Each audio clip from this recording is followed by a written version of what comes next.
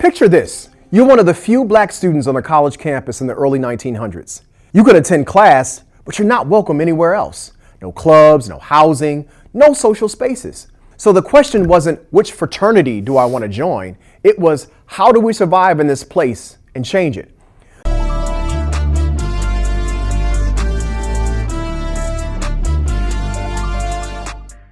The Divine Line weren't created for fun. They were created because black students needed structure, protection, and community in a country built on their exclusion. These organizations became training grounds for leadership and engines of black resistance. The story starts in 1906 at Cornell University. A small group of black men realized something, that if they don't create their own space, no one will. That's how Alpha Phi Alpha Fraternity Incorporated, my fraternity, the first black Greek fraternity, was founded. Not to party, but to survive, to study together and to prove black excellence in hostile spaces. Decades later, Alpha men helped to organize the 1963 March on Washington. And a few years later in Indiana, black students faced open racism, slurs, and threats and isolation.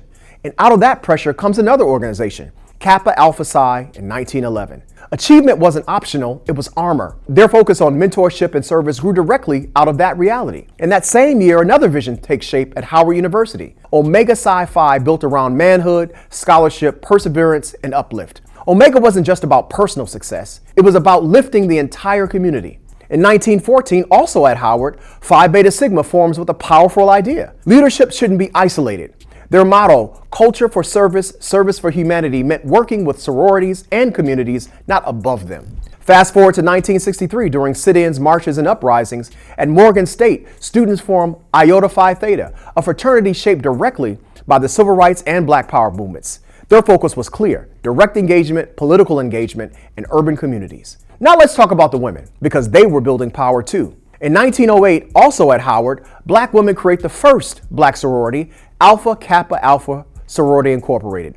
They focus on scholarship, service, and global black awareness at a time where black women were ignored politically and professionally. And by 1913, another group of women at Howard decided that service must include protests. That's Delta Sigma Theta, who literally step into history by marching for women's suffrage in Washington, D.C. Those women understood politics early. And in 1920, Zeta Phi Beta forms, emphasizing scholarship, community health, and what they called finer womanhood, a redefinition of black womanhood on their own terms. And 2 years later, Sigma Gamma Rho emerges at Butler University, founded by black women educators who believed teaching itself was a form of resistance. By 1930, these organizations come together under one umbrella, the National Pan-Hellenic Council. 9 organizations, one shared purpose. And here's why this matters for this course. You see, this is institution building under oppression. It shows continuity from mutual aid societies to national organization. It's evidence that black freedom struggles weren't just marches and speeches. They were networks and planning and infrastructure. And that's an argument you can use. But none of that explains what it felt like to cross, to inherit something heavy. That's the B-side. Crossing pride, pressure, and the weight of letters, joining the Divine Nine was not just joining an organization, it was stepping into a lineage. People just didn't ask what you studied, they watched how you moved. And that's what sometimes the textbook flattens. You see, many of these organizations modeled their intake processes on an older African idea, the rites of passage, where discipline and transformation takes place. Not just you're in, but you are responsible now. That responsibility stuck. On the ground, on black campuses, this showed up everywhere.